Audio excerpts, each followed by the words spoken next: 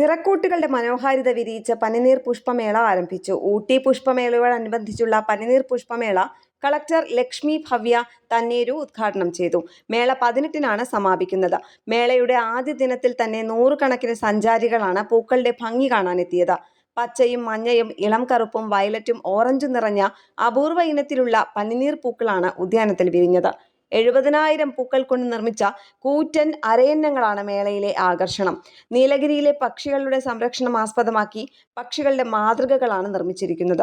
കൂറ്റൻ മലമുഴക്കി വേഴാമ്പൽ, കഴുകൻ, തൂക്കണാംകുരുവി തുടങ്ങിയ പക്ഷികളുടെ മാതൃകകളും ഒരുക്കി. പക്ഷികളുടെ മാതൃകകൾ സമീപത്ത് സ്ഥാപിച്ച QR കോഡ് സ്കാൻ ചെയ്താൽ ആ പക്ഷിയുടെ ശബ്ദം കേൾക്കാം.